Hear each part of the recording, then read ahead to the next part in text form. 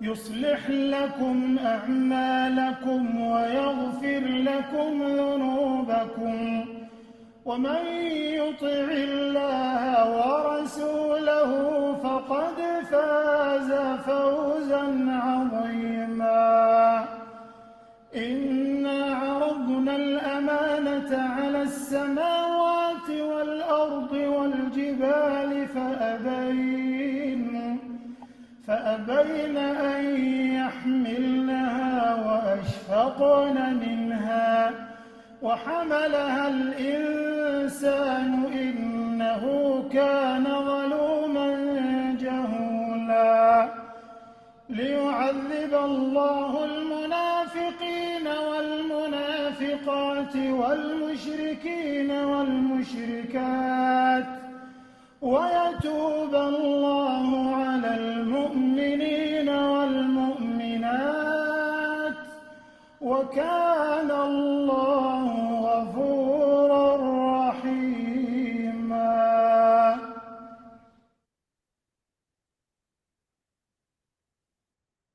أعوذ بالله من الشيطان الرجيم. بسم الله الرحمن الرحيم. Assalamu alaikum wa rahmatullahi wa barakatuh. My beloved, our beloved viewers from all over the world, I welcome you to yet another edition of Oh You Will Believe. In fact, it is the 204th episode of Oh You Will Believe. Today is the 7th of August, 2024. Today is an extraordinary day where we are directly attending to a current affair issues. And we've got extremely important personalities that will be joining us today for today's event. And I can already see everybody here taking showing the seriousness of the situation we find ourselves in the UK. I can already see Dr. Wajid Akhtar. I can see Brother Alex Carberry. I can see Dr. Nuruddin Akinwumi. I can see an MP here, Miata Fambule. And so we have a lot of people here. So do me a favor. Today is an important day. Go on your phone and send the invite to several of your friends. Let them come and join in and take benefit from today's edition of Oh You Will Believe. So before I hand over to Prof to moderate the program for us today, we have a few announcements and we shall start today's program with the recitation from the Quran. But first, a few announcements that I've got here. We are building our mosque at the Old Kent Road Mosque, the iconic Old Kent Road Masjid. We are building it. We've brought it down. We're now bringing it, raising it up again. And we need your help to complete the mosque and also to make it habitable so that we can move back.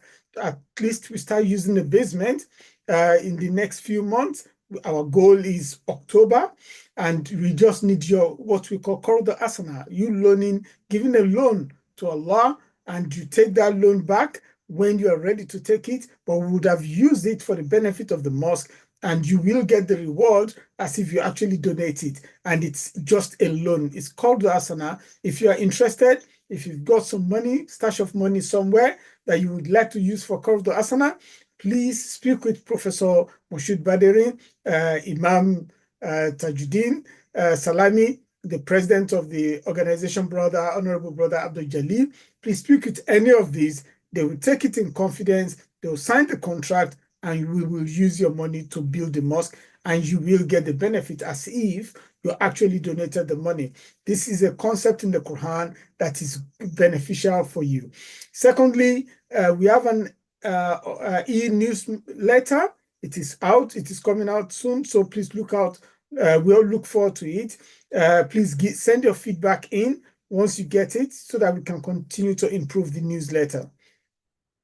The Old Kent Road is inviting you to the Bazaar fundraiser, which we are scheduling for the 31st of August at the Muslim Welfare House. The details will be circulated later. Also, there are a series of training that we are organizing. Please look out for this free training. Follow announcement in the masjid so that you can benefit from some of this training. And also, we want volunteers to help with the mosque collection.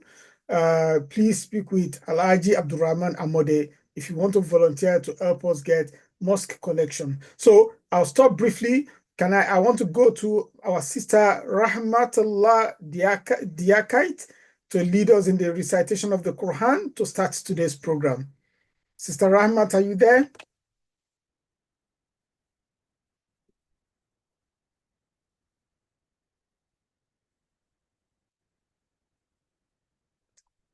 Okay, I don't know if Sister Rahmat is there. I can't see her there. But see, Rahmat, if you are there, you can just click on the hand raise button so that we can put you on the panelists. Well, I can't see her name on there. Okay. Okay, so if she's not there, we can just go straight to Professor Moshood Baderi to introduce our panelists, so that we can go straight into today's program. Bismillah. Professor Moshood Baderi, welcome and thank you ever so much for always moderating. Thank you so much, Amal and Shams, for starting us off. Bismillahir Rahmanir Rahim. Alhamdulillahi Rabbil Alameen. Ar-Rahmanir Rahim. Maliki Yawmiddin. إياك نعبد وإياك نستعين اهدنا الصراط المستقيم صراط الذين أنعمت عليهم غير المغضوب عليهم ولا الضالين آمين. So that will stand for the recitation of the Quran. That's the open chapter of the Quran, inshallah, for starting.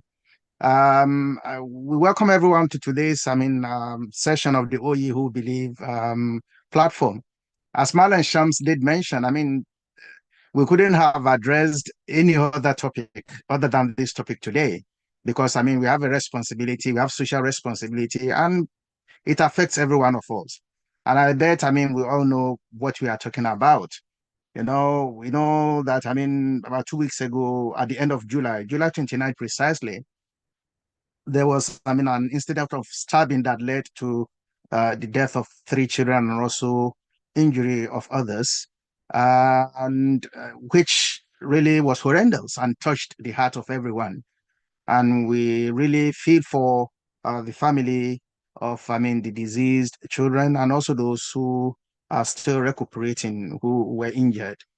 But then, when incidents like that happen, perhaps, the important thing is to get the right information about it. But then through misinformation, it led to various far-right riots and protests, which has affected a lot of communities. So we are looking at these issues today. We hope that we might be able to address the issue and also inform our society. And therefore, we have a panel of speakers, a panel of contributors, and we are really, really grateful for your time, because it takes a lot of time to be able to do this. We have, Brother Alex Carberry, who is, a thinker and an activist. He is also an alternative health and well-being consultant, and he's also an author. He has written books relating to social affairs. And we have with him Dr. Wajid Akhtar. Dr. Wajid, is a medical doctor, but he's a member of the National Council of the Muslim Council of Britain, MCB. He's in a very, very good position. MCB has issued some statements and also some directives advising people in relation to how to deal with this situation. Dr. Wajid has been on this platform before, so we welcome you. We thank you a lot for your contribution. Then we have, Dr. Nuruddin Akinwumi, who is also a legal practitioner, an academician and a lawyer, and also an Islamic scholar. He's also a social commentator, following things that happen in society. And we are also very, very pleased to have the MP of Peckham with us, Miata Fambule. We are really, appreciative of your time.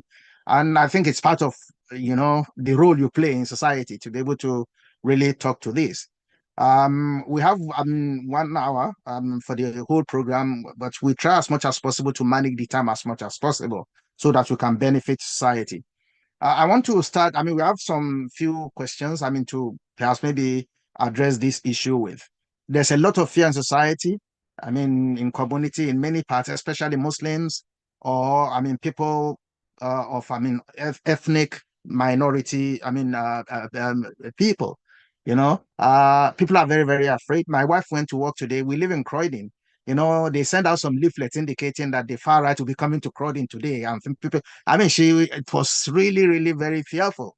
He said, the whole of Croydon was really very, very, people were really afraid. Now, how would you live in the UK in such circumstances? It's really, really very, sad. There are two verses in the Quran which I want us, because this is an Islamic platform.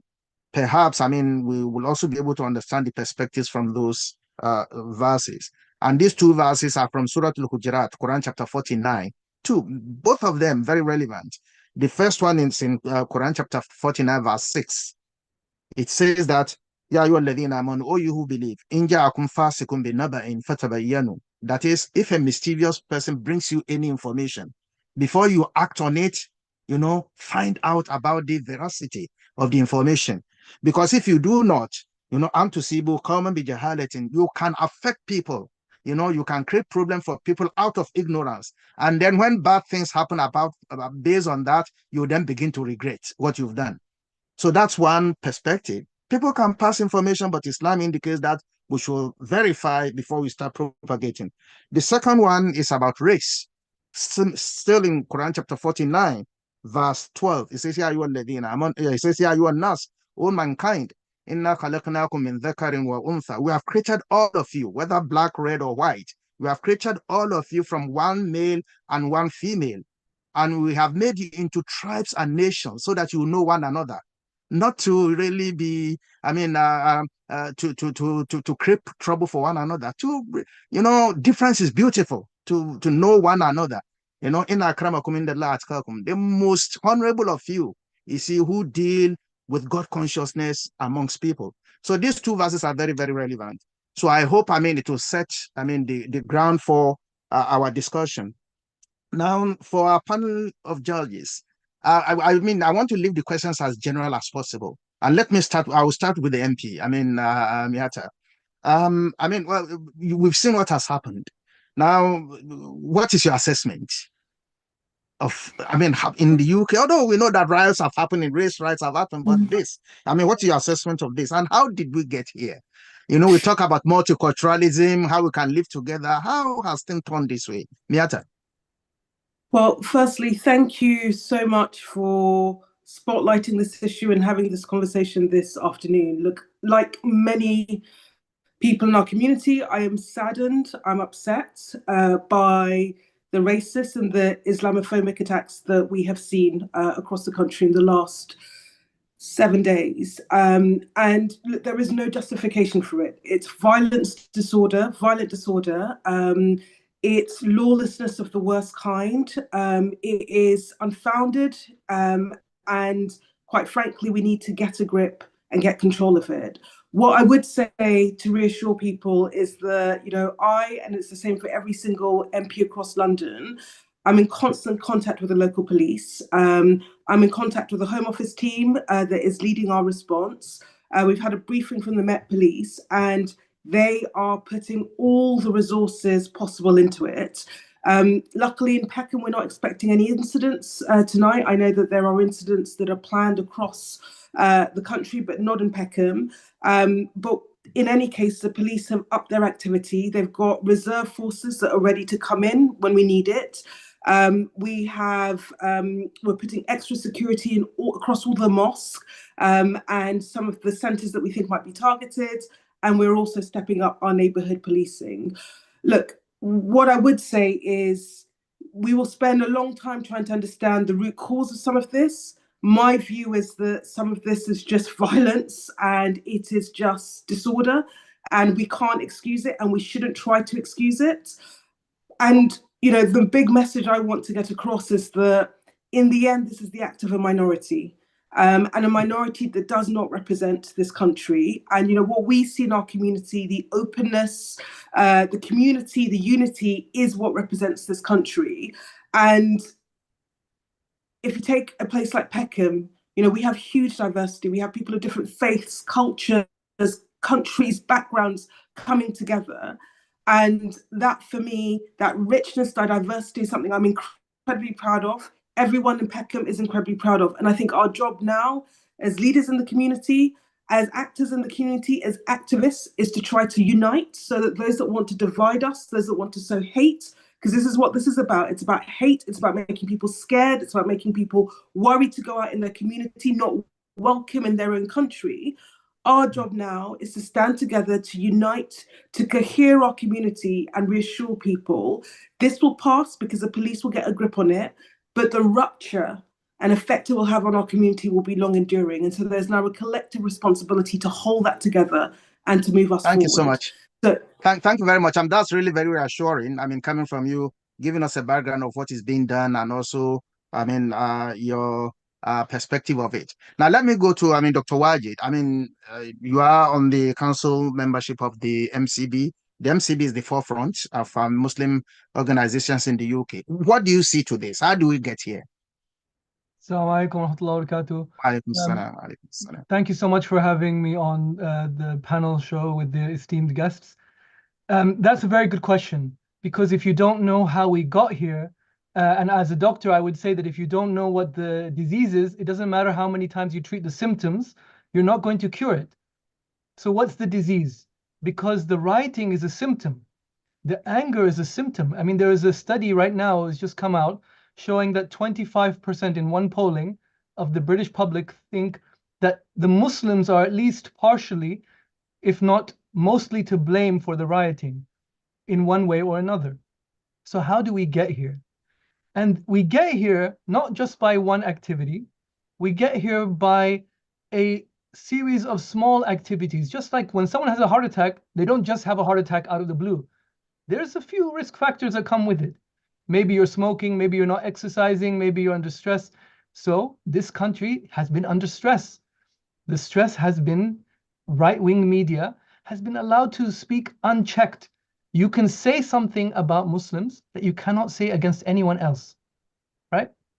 It's very, if anyone, like the Daily Telegraph, we use them as an example, and it's a very pertinent example. The articles that they write about Muslims, if they change that word to anything else, women, disabled, any other religion, any ethnicity, it would be the end of that newspaper. It cannot happen. And the same happens. There are entire TV channels that are produced to build this narrative that we are the enemy, not that we are entrepreneurs, not that we are here to work, not that we are here in the NHS, that we are the enemy. So it's not just the right-wing media, it's not just social media, also, unfortunately, politicians, including some who are in the Houses of Parliament, and previous governments have built this narrative. Now, I want to be very clear. We cannot, as a community, we cannot just blame and say 100% this is somebody else's fault and we have nothing to do with it, right? Because we also have to ask ourselves, what could we have done to change this narrative? And especially going forward, what can we do better to change this narrative? Have we reached out as much as we could as a community? Are we good in our communications as a community? Are we united in our communication? Are there a lot of people who have misconceptions? It's not the government's job to clear the misconceptions, right? It's not anybody else's job. It's our job, because we are the ones who know our religion and who know our faith and know our communities. So there is a series of events that has led us to this situation. And this has been going on for many years. It was always going to happen. Now it is happening. And now that it has happened, we have to ask ourselves not only how to deal with it in the short term. Safety, of course. Number one, we must stay safe. We must support our police and our services that are working and putting themselves in the harm's way to protect us. And we must support each other. But we also have to ask ourselves, how did we get here? And what can we do in the future to prevent this happening again? Because sometimes you cannot, once the heart attack has happened, you have to ask the most important question is, how do I stop the next one? Because the next one might be fatal. Thank you so much. I mean, Dr. Wajid, I mean, for that exposition, we look outwardly, but also we need to look inwardly in relation to, how the Muslims have presented themselves, and perhaps maybe how they have been not, explained themselves well. We'll be coming back a little bit more to that. Has to be Now, done. before I come to Dr. Oh, sorry. Now, before I come to Dr. Akinwumi, let me talk to, Alex Carberry. Now, you are a social commentator, you're a public commentator. Now, what is your perspective on this? We have heard two very pregnant, points here. What do you see in relation to this event? I think that we really have to take a very wide-angled view. Yes. Because to understand how we got here, I agree with Dr. Wajid and many of the things that our MP has said. We've just come through a period of extreme austerity under the Tories, and we're also have not recovered from many of the post-war closing down of industries that happened under Thatcher. Many communities have not really been dealt with. Especially their economic and educational issues have not been dealt with. And those communities are predominantly white. And what has happened is that a very educated, very politically astute far right has begun to weaponize this, and they have done this consistently over the last 20 years. They've weaponized two things. One is the anti-Muslim sentiment that was very useful during the war on terror. Okay, our governments are very complicit in that. So what has happened is that this has continued. And the issues that we as Muslims have, yes, that's also important. But there are broader geopolitical swathes that are going on, and which we are now caught up in. Okay, there are things going on in other parts of the world that this is also related to. And I think that it's really important that as Muslims, we establish think tanks, etc., that can look at these things, point them out, and expose some of the connections that are lying behind some of these matters. Because if you look at the far right narrative, it is not intrinsically a British narrative. It is decidedly American. And there are interests that are pushing that. So on this hand, I think we have to step back. We have to take a long-term view, and we have to make some very serious plays. Now, the other matters of being Muslim in a society that is not majority Muslim, we have to look at the role that we play. And I would say that as Muslims, are we solving the problems that everyone faces? Which of the problems of our society, which of the fundamental diseases of our society will we commit as Muslims to addressing in a way that helps everyone? And then if we begin to do things like that, then one, we have a strategic base. Then the next thing that we have is that we have a basis from which we can talk to people and they can know us by our actions. Thank you so much, Dr. Alex, for that, perspective. Now, before we move on to the next set of questions, let me bring Dr. Akinwumi in. You are a religious leader. You have, you know what's happening within the community. Now, how has this impacted, actually, on community, based on your perspective? And also, we did talk about the issue of multiculturalism. There have been a lot of debate about this. Now, this type of incident, does it mean that, well, it's a failure of, multiculturalism, or perhaps, how do you connect this? Thank you very much. Assalamu alaikum, anyone, and good evening, fellow panelists, and those on the platform listening to us. Thank you very much for that question, sir. There are about 3 questions in one. The first one is about multiculturalism and how it has affected everyone. Yes, if I want to add a little bit to what Dr. Wahid said, some of the utterances by senior political leaders in the past were not meant to cement us. They were deliberately targeted to break us apart. And I don't want, because he said so much on it, I do not want to go delve too much with it. But if you look at what people like Boris Johnson have said, what people like the former Home Secretary said, and Barod, what people like Nigel Farage said, the present riot did not start because of the stabbing of those 3 girls. They were just used as an excuse. It's an aftermath of what has been building up, at least for the last 25 years. Well, when it comes to the issue of multiculturalism, the UK is a very multicultural society because everybody gets along. The only problem is when there are issues, people target towards Muslims. Even before the 17-year-old boy, Axel, who did things was identified, by legally, he wasn't supposed to be identified, but I appreciate the effort of the judge to release his identity to curb this. People already said he was a Muslim. So therefore, the political elites have a lot of work to do. In terms of masajid, Islamic Center and Cultural Center, I think the local ones are doing their best in educating and in organizing interfaith symposium. For instance, on this platform, we've had bishops, we have people who are not Muslims, we have different people who have come to speak about contemporary issues. These are elements of interculturalism, and these are things we are doing. Yes, we are doing it, but we can do more to educate more people. But the point is this: the people we are trying to educate, are they ready to listen about Islam? The machineries that will support us to propagate this, meaning the press, is the press ready to support us? Just like Dr. Wahid, I'm sorry if I didn't pronounce Dr. Akbar. Wajid. Pardon? Wajid. Yes, just like he said earlier. He said everything that has been written about Muslims, if you substitute the word Muslim with a different ethnicity or religion, that will have been more. The newspaper or the media house would not survive the next day. I think they are deliberately biased against us.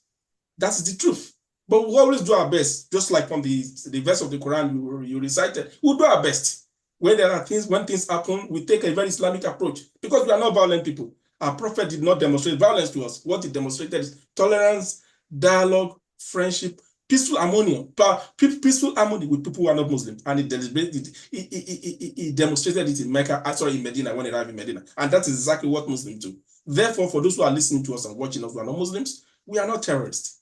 We do not form ambers of discord or start chaos in the society. No, we are very peaceful people. All you need to do is just go to a masjid or an Islamic center or knock on a Muslim door, request for a copy of the Quran, and read. Just walk in. You don't need to say salam. Just knock the door and say, I want a copy of the Quran. Get it. Go back and read it. And then you understand us better. Thank you very much, sir. Thank you very much, Dr. Akin, for that perspective. Now, we have to be as objective as possible on this platform. And my next question is, what advice do you have for Muslims? I will start with, Dr. Wajid, and I want to put it in perspective. When we say what advice do we have for Muslims, I want you to take it together, because if we look at what has happened, how do Muslims particularly react to this? We have seen on social media some Muslims, have also gone to town, arguing self-defense. Areas of Birmingham, they have attacked pubs. We need to appreciate that. We don't want to, is this the right way to go? When we talk, yes, the right of self-defense is recognized. But is it the right way to go? If not, what? What advice do you have for Muslims in this type of situation? Dr. Wajid, please.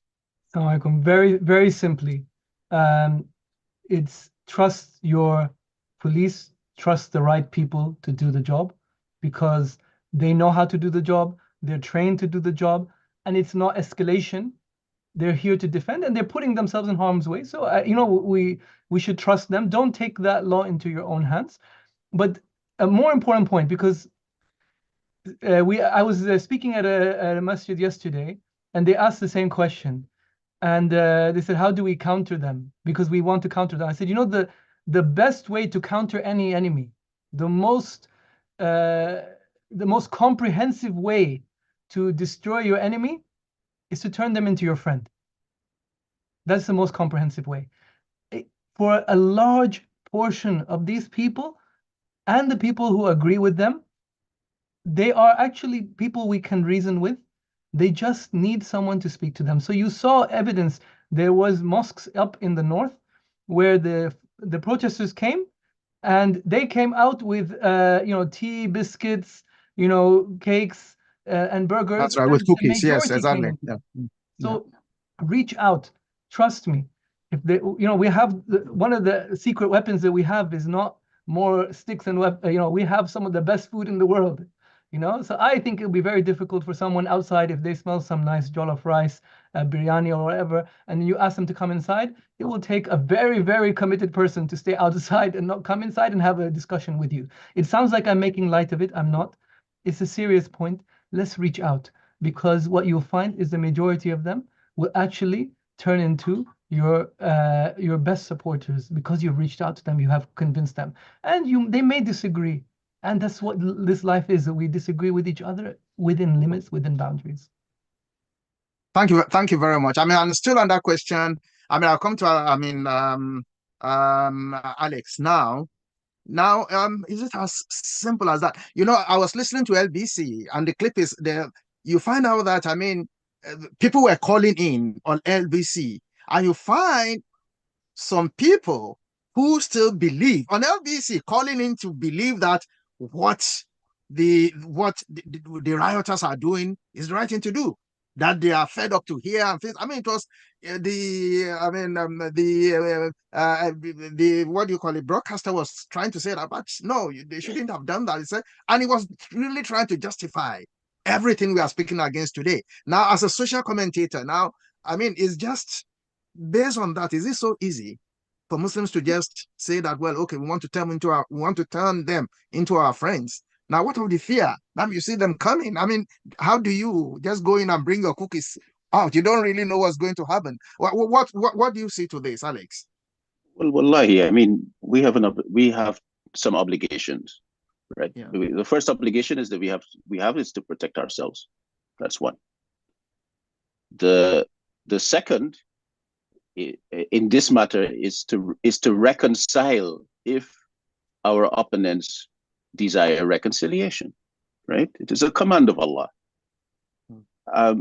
The third one is that well, this is not an obligation. This is the point, is that this has taken 25 years. We have taken 25 years to arrive here, right? It has produced a common sense. You will see that people are very consistent in the kinds of arguments that they're using, okay? And yes, we have to understand how to take that apart, but it might take not 25 years, but it might take 10. Okay, so one of the things we have to do is we have to understand how to protect our communities. That is an obligation of ourselves. Also, we have to understand how to work with the authorities to ensure that we do what is necessary to protect our communities, and also to protect our people who end up having to protect our communities. I think that again, we must have mainstream voices. And when I say mainstream voices, I don't also mean, yes, mainstream voices on mainstream media, but also platforms that educate. And this is one, but I think we actually have to, part of the technology of within these modern states is that you must have media platforms. Murdoch and a number of other media moguls have bought our media platforms, and they have agendas. You will see consistent agendas across their platforms. We have to do very similar things. And I think that we cannot make light of this. Anyone who has invested resources, arguments, buying journalists, etc., for 20-something years has an agenda. We need to ask ourselves, what is that agenda? Is the agenda the expulsion of Muslims from Europe? Is the agenda the destruction of the multicultural society? We really have to, and I'm not saying that they are, but I'm saying we really have to understand what their agenda is. Yes, and we have to begin to address that.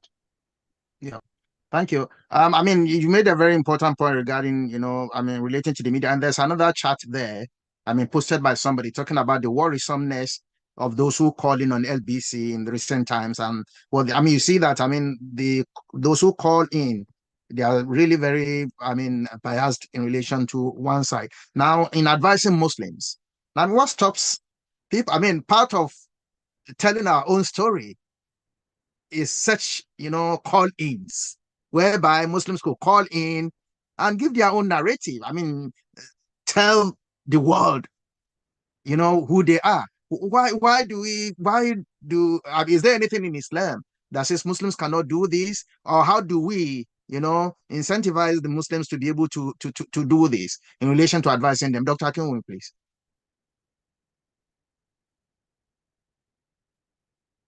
Yes, thank you very much for the question. Let me take the LBC one, sir. In relation to the LBC one, yes, the calls are screened. Yes, because I was also listening to it.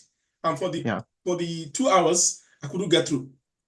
They will ask you what you want to say. If the whoever is moderating is happy, it puts you online live. If it's not happy, say, okay, thank you very much, call back later, and you will never get through. I think most of the Muslims, or most of us people from ethnic minority background who wanted to call in to make contributions did not have the opportunity.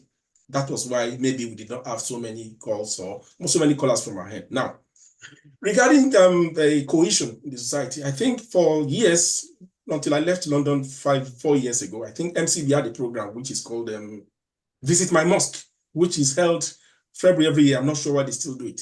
This is part of educating people who are not Muslims to come and see what we do in the mosque. Come and listen to us. During Ramadan, we open our mosque to them for iftar. And I know UK has done it several times. When I was in London as well, people who are not Muslims have come to not just to listen to lectures during Ramadan, they come in to eat. And then we have a very good festivity. Now, why are we not doing it in the media? I think when it comes to media or mainstream media, I think we're doing our best, honestly. I think it's not going to be fair to just say, oh, the Muslim community or the Black community is not doing its best. The issue now is there are 3 issues we are trying to condense into one. Number one, there's an issue against the Black and ethnic minorities. There's an issue against Muslims, which is being falsely repeated by the mainstream media over the years. So how do we combat it? Yes, there are various Islamic channels which are available on the internet or on the digital channel, which are doing their best. Yes, I can't really say they are doing enough, honestly. We can only encourage them to do more. But one thing that is most important is the Muslim community must come together as one. One in the sense that maybe we have a channel that will say, yes, this is the channel or TV channel or a mainstream channel for all the Muslims in UK or Europe, such that we will be able to combat prejudice such as this. But we have to also remember, all these things takes what money. Who is going to fund it? That is the main question. Who is going to put the dollar down? Yes, until we can answer that question, we will just be doing the pocket media, education will be doing here and there for people to have knowledge. But what is important is this, irrespective, this is what we tell everyone, irrespective of where you are, try and demonstrate the ethics and ethos of Islam, such that when people want to talk about it, they say, Abdul, who works in social department, he has what is a good Muslim, is very peaceful. When we engage him in debate, he explains the tenet of Islam to those who are not Muslims. Thank you. Thank you very much. I'm come back to the MP now. I mean, you see, because this is an Islamic platform, I mean, this is why we are so much, I mean, trying to push the Islamic perspective of it. But it's xenophobia. It affects even, I mean, people who are not Muslims, but are of ethnic minorities. And the narrative, is presented from the narrative of, issue of migrants. I mean, it's a very sensitive political issue. Now, as a politician, as an MP, now, I mean, are migrants really a threat to the UK? I mean, we just need to answer that question. I mean, are migrants really a threat?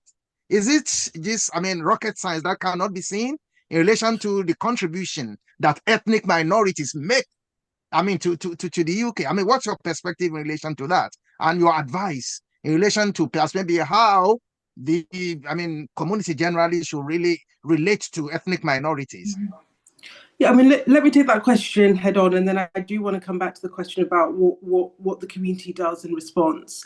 Look, I'm a first generation migrant myself. I came here as a refugee, and I think my story is a story of migrants across the country. All the evidence, all the data suggests that we make a bigger contribution to the country economically.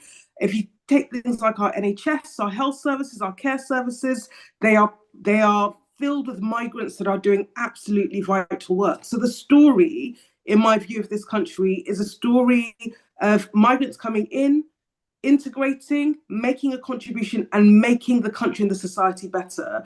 You know, people who say multiculturalism have failed, I completely reject that. I completely reject that, because you take somewhere like Peckham, we are a story of how multiculturalism is thriving. Now, there are people that hate that, and there are people who want to divide that, and there are people who fundamentally want to get to the heart of that and disrupt it and break it. And that's what we're seeing. And I agree with you that some of our politics has been coarse, it's been base, and it's stoked that. That is without a doubt. And I think there is a responsibility on politicians to have a discourse that is far more humane, nuanced, evidence-based than the one that we've had. And I hope the thing that you will see in this government versus the last government is a big step change. But to that point about what the community does now, I can't reiterate more that the instincts to protect and to push back is strong, but we have to let the police do the job. The police are putting themselves between us and people who want to disrupt, create violence, create disorder, and we've got to let them do their job. And for every one of those people that are doing that in their streets, there are thousands of people that stand in solidarity and stand in support. All the polling that's come out suggests that the majority of the country oppose this disorder, 100% behind it. So the media may amplify it, so it feels that there is a bigger number of people that are involved, but this is a minority of the country. So the way that we come out of this is through that solidarity, is through working with the community and showing the contribution that we make, but for holding it proudly and building that alliance and those cohesion and standing up and saying we won't be divided. In the end, that is the thing that will defeat them. Enough people saying, no, not in our name, not in our country. And that has to be the approach that we take. Thank you so much. I mean, it's really, really very, very, motivating. I mean, hearing this from the panel. Now we'll be coming back. I mean, we have quite a large, audience today. We have over 104 people, and I believe that, people will want to make also contributions or ask questions. And we have our imams also from the Muslim Association of Nigeria, other, elders within the association who might want to say a word. So we'll have a brief interlude, and then come back.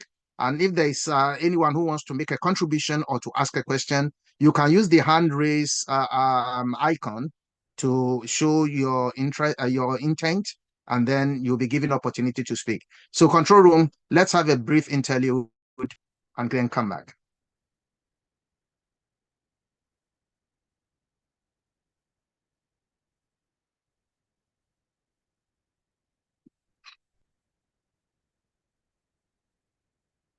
I think we are having some technical issues here.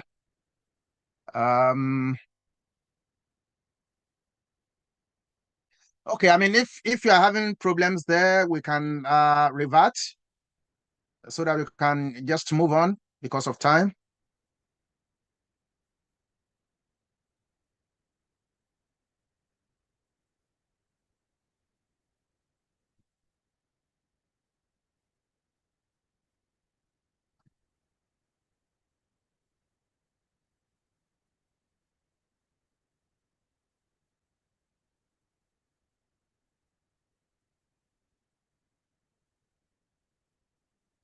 Prof, let's continue.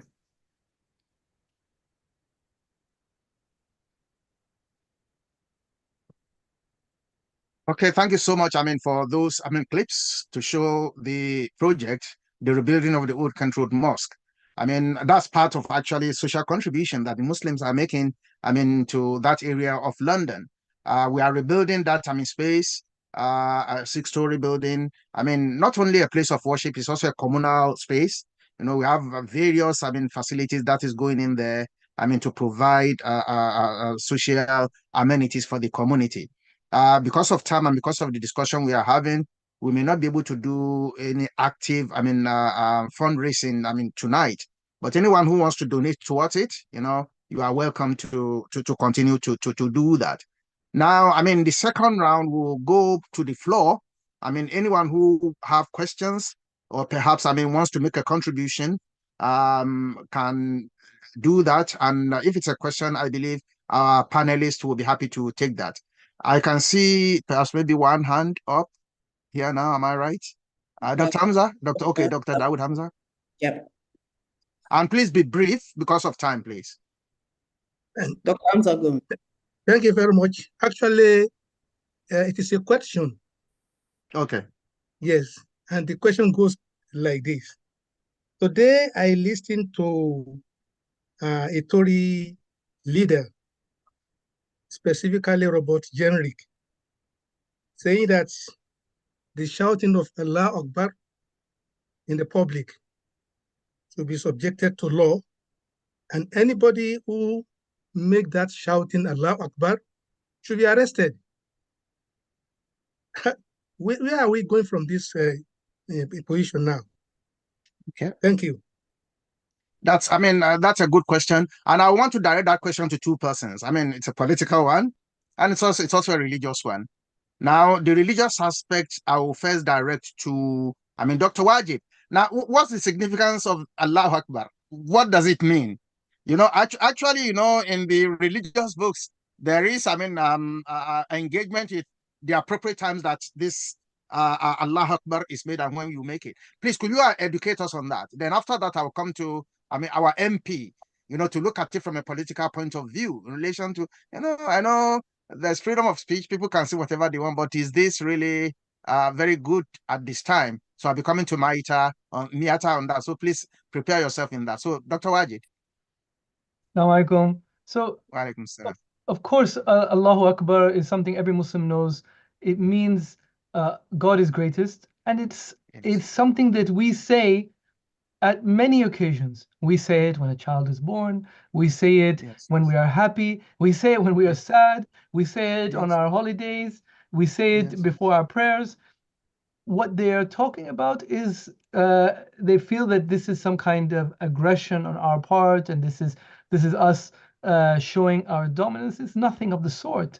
And again, it's something that we need to be. I'm very glad to see that colleagues such as Brother Mikdad and others have very strongly come out and condemned this and said, look, this is unacceptable. You cannot take what is intrinsically part of a faith and has no negative or violent underpinning and now say that should be illegal, because this is again, you're going back to what you have already done, which has led us to where we are. And it's only going to lead us to somewhere worse if we don't stop it now. So we are being much more direct, much more forceful. We're seeing organizations call out their employers or and others when they did not use the word Islamophobia. We said, no, look, guys, there is racism involved here, yes, but there's also a specific type of racism as well. It's Islamophobia is at play. And by being very general, sometimes we are not going to be able to get to the heart of the matter. Thank you. I have noticed that, MP has some other business to attend to, but we'll give you, the last word before you leave, on this issue. How do we deal with this and from a political point of view? And what's your view on that? Thank you. Look, it was ignorance, plain and simple. And that kind of callous ignorance we've seen too much in our politics. And actually, I thought the response from every quarter was quite resounding, so much so that he then had to backtrack. But I think that point of calling it out, I think we have allowed lazy Islamophobia to creep in, and it hasn't been shouted down in the way that I think it was today. So much so that, it got the response that we needed, which was a retraction of it. But there's just a lot of ignorance. And I think it's for those of us that have a far more sophisticated, rich understanding to speak up and to stand out and to educate. And, there has to be no tolerance in our politics for racism and Islamophobia. If nothing else comes out of this, there has to be a step change. And that requires a lot of us to raise our voices and say, no more. No more, because we now see the consequences of this lazy, ignorant, base, toxic kind of politics, and we cannot excuse it and we cannot allow it anymore. Yeah, Hamiata, we really, really thank you, because I hear you want to leave. Thank you so much. We can't thank you enough. and we have heard your voice, and it adds, value to the discussions, tonight. Thank you so much, and we will bring you back again, Yes, please. because, Yes, please. you are MP within community. We'll bring you back, some other time. Thank you so much, and we put you in the safety of God as you go. Thank you very much. Okay. Have a good evening. Okay, yeah. Now, Olawale, Wale Hassan, I think you have is it a question or a contribution? Yeah, a very short contribution, inshallah. Thank you very much for all your wonderful contributions. My view actually is about when you're being attacked, the normal expectation is that you should react. I want to appeal to everyone, especially Muslims, people of color. I don't know who is colorless, but sincerely speaking, we are being tried by God Almighty. Let us always remember, they are not our teachers. They are not our teacher. So we can't possibly react to prototype. No. Once we are being pushed, don't push back. Once you are being shouted at, smile back. When you are being attacked, consider it as a trial. And inshallah, by the special grace of Allah, we will overcome. Remember, they are not our teachers. Okay. Thank you very much, Madam Ali Hassan. Do you have any further questions? I want us to, okay. Yeah, I think Alex has his hands up. Yeah. Sorry, discipline and wisdom is absolutely essential. I was in Britain in the 80s. Some people will remember the 70s and the 60s. Many people, we were able to walk on these streets by defending ourselves. Okay. I remember when the Asians started coming here. We defended them. Okay. Yes, we have to have wisdom, but we have to ensure that our people, our women, our children, and can defend ourselves. This is not. That's it. We must be able to defend ourselves. Neglecting that is a fault, right? Especially if you have a martial art and you do not practice it, it is a fault. So that's it. Yeah. Amongst all of the other things that we have to do, I agree, but we must be able to defend ourselves, and people must know that we can defend ourselves, but we are restrained. Strength and nobility is stronger than wisdom and weakness. Yeah. That's a good point you raise. As I did mention, right to self-defense is appreciated, it's very well known, but it has to be done with wisdom, as you rightly mentioned. It has to be done with wisdom, not necessarily being aggressive. At things we have to. Now, one question I wanted to also put to us, if there is no question on the floor. Now, a lot of the time we hear this, people, and I don't know your perspective. I don't know your perspective on this. We are trying as much as, when we talk about multiculturalism, inclusivity, and all the time. But you see, a lot of the time when things like this happen, as has been expressed on this platform, this argument, people say we should be very careful in talking about us and them, they and us. That it really, a lot of the time, it creates, it deepens the division in that regard. So I don't know what you see about it. They say humans are humans. When a person is doing something which is bad, you may hate the evil he is doing, but you don't hate them as a human being. So, so I don't know this connotation. What's your view on that? Let me start with Dr. Kumi, please, on this. Yes, thank you very much. Even the society itself has divided us into classes. Yes, the society itself has divided into classes, ethnicity, and races. Therefore, it's going to be very difficult to change the lexicon. There's no way I want to talk about Tony Robinson, for example. I will not say, oh, it's a white man who instigated the riot. There's no way, and there's no way other people too want to talk. It's going to be difficult. However, collectively, we can manage the kind of pronouns we use such that they will come out positively, and we can use positive language, positive engagement to challenge the we against them narrative.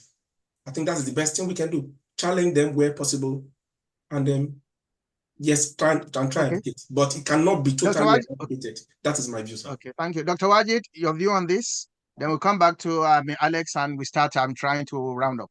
Yes. I agree very much with Dr. Noor. It's the individual. We try not to judge too much individual or wholesale generalize against populations, but people are responsible for their actions, and just as we are responsible to make sure that we are strong, not just hiding, and that we are good at reaching out and we are generous, that others are also responsible for their actions, and we should hold them to account and be merciful. It is always better to be the upper hand, the one who is merciful and forgiving, than the one who is pleading on the floor with their knees. We should be the one who is forgiving and merciful because we are strong. Okay. Alex? I think, look, we have inherited, we have come into society and we have inherited imperial identities. Okay, there is a hierarchy and an order to this historical identity that we are emerging in as, and it has its effect. Yes, we have to call out, okay, as Muslims and as human beings, we have to call out the humanity that is in all of us, but we have to also recognize the nature of the society that has been constructed, and we can't pretend about that. And there is, I don't know if you're familiar with the Great Replacement theory, which has come out of the United States primarily, right? Which is that now this is the idea that Europe is intrinsically white and Christian, and that is being challenged, right? This emerges out of those imperial identities, and we have to, as Muslims and as intellectuals, we have to address that. Okay. Well, thank you so much. I mean, I can see that we still have a little bit of, questions here and there, but I'm mindful of the time. I think Malan Shams is talking about the fact that it is not visible that mosques and Islamic organizations are taking any serious steps in protecting, the worshippers. I wonder if any one of us wants to speak to that. We have our imams, here. We have, the management, MANUK here, in relation to what is being done in that regard. I know MCB issued, a statement in relation to what needs to be done. And MANUK has also issued a statement. I'm very aware of that. So what Shamsuddin is saying, despite the heightened security issues, I hardly see the mosque taking security actions to protect worshippers. So, is there anyone who wants to, from the mosque community, wants to say anything about that? From the perspective of MCB, Dr. Wajid, what do you see in relation to this? Are the mosques up to the task, or they are just, not doing enough? No, mashallah, our mosques are up to the task. They probably more than most other of our institutions, and I would hold up my hand and say that I think we have there has been a gap in leadership in the Muslim community on this. We really should have more clear, direct leadership and strategy and a vision for what's going on for the Muslims. We have to be honest about this. But the mosques themselves, on the individual level, very organized. They have their regular musallis. They have given reassurances, and their community, because people are the local community, they are coming together. So you look at mashallah what you have done over here. You're organizing a webinar. You are sharing this information. You had your MP on. Like this is being replayed in mosques all across the country. Alhamdulillah. And I think really we the rest of us, we need to learn from yourselves. Jazakumullah khair jaza. I mean, this has really been a very, very interesting and beneficial day. You know, one thing perhaps maybe which I want to sound perhaps maybe in rounding off. You know, when we talk about the issue of migrants, immigration. You know, a lot of the time, people who push this agenda, you find out that, I mean, perhaps they are not really being sincere. Some of them do it ignorantly because they have not traveled. If you travel, I travel a lot, my job. If you travel, there are migrants everywhere. If you go to African countries, actually, you know, if you go to places like Addis Ababa, you think that it's London, the white people, because of the regional organizations you see there. I mean, and they live in very lofty areas. They take I mean, people protect them, people are happy with them. So you find them everywhere in Nigeria. I mean, if you go to Abuja, now where white people live, you know, even Nigerians themselves may not think of living there. Even in Lagos, Victoria Island, Ikoyi area. So there are migrants everywhere, and people take them with open hands, you know, welcoming them and treating them well. So a lot of the time when you see, I mean, when I talk about this to my colleagues, I said, look, I mean, if you have traveled, I mean, the issue of migration is not peculiar to the UK. You know, it's a dual carriageway. People go around everywhere in the world, you know. So it's really important for us to bear this in mind. And therefore, migrants should not feel sort of, I mean, depressed about this. We shouldn't feel defensive about this. We are here, we have the right to be here, you know, similar to how every other person, people from the UK also having a right to be elsewhere, you know, to do various things. That is how the world is. You know, so we thank you very much, I mean, Dr. Wajid Akhtar, for, I mean, answering our call and for your time and for those very, I mean, useful inputs. Mr. Alex Carberry, thank you so much. I mean, we really welcome your thoughts and also your points. Thank you so much. We'll invite you some other time. And Dr. Akinwumi, thank you so much. I'm also for your perspectives. You know, we thank you very much. May Allah put this in your Mizan al-Khair. And we pray that, you know, this will douse down and hopefully we'll be able to live together as human beings. I mean, in humanity, in love, and also sharing experiences. You know, difference is beautiful. Difference is beautiful. And, you know, so it's really, really very, very important. Thank you so much. Now, before we go, our O ye who believe for this week is the verse I mentioned earlier, Quran chapter 49, verse 12, where Allah says, yeah, you are nas. I'm sorry, Quran chapter 49, verse 6, where Allah says, Ya ayyuhalladhina amanu in ja'akum fasiqun binaba'in fatabayyanu an tusibu qauman bijahalatin fatusbihu ala ma fa'altum nadimin. Fatasbihu ala ma fa'altum nadimin. Allah says, oh, you who believe, when a mischievous person brings you any information, verify it before you act on it. Verify it, you know, because if you don't verify it, if it is wrong, if it's misinformation, you will harm people and then regret after it. This is what the Quran indicates, you know, especially in this age of social media. When you get any information, verify it before you act on it. It's an obligation for believers. It's an ayah in the Quran. So may Allah make it easy for every one of us. So I'll be handing back to Amal and Shams, to sign us off for tonight. Assalamu alaikum wa rahmatullahi wa barakatuh. Wa alaikum salam wa rahmatullahi wa barakatuh. This has been very, very elucidating. I thank all our speakers and our guests, as well as all our panelists and those who joined us online and those who will be watching these on YouTube. Thank you very much. But I would like to end with a poem from around about 1946. It was circulating in the early 50s. It was a poem about right-wing nationalist Nazis rising to power and the actions they took. The poem starts like this. First, they came for the communists. I did not speak out because I was not a communist. Then they came for the socialist. I did not speak out because I was not a socialist. Then they came for the trade unionist. And I did not speak out because I was not a trade unionist. Then they came for the Jews. And I did not speak out because I was not a Jew. Then they came for me, and there was no one left to speak for me. That's the end of the poem.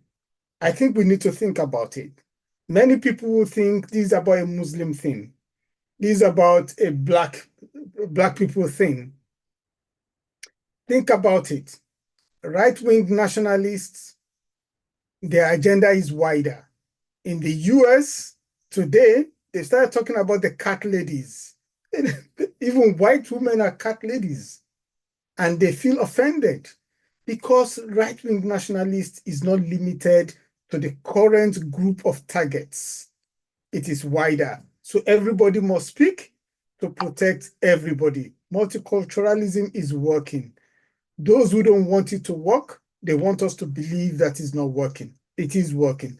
Thank you very much. Example of showing that it is working is many, many migrants becoming successful, their children integrating such that they don't even know, everybody feels they're British and that they have nowhere else to go, and that this place is the most important place for them. And that is, even those who are opposing you today, their forefathers came from somewhere. Like one of our panelists said today, that even the royal family are descendants from Germany. And Germany used to be called, okay, foreigners. Like somebody said in our Q&A section, somebody quoted that even the British were blamed for allowing Germans to come into America at that time, and they were calling them foreigners. So yes, inshallah, we'll see you again next week. Thank you very much for joining us. You have a great week. Please stay safe, protect yourself, check your doors. Don't just open your doors to anybody. When you're in your car, lock your doors. Don't go out unnecessarily. Go out in a group. Only take measures that will ensure the safety of yourself and your families and the community. May Allah protect us. May Allah guide us. May Allah keep us safe. Inshallah, until next week, I say Salaam alaikum wa rahmatullahi wa barakatuh. Wa alaikum Wa alaikum assalam. assalam.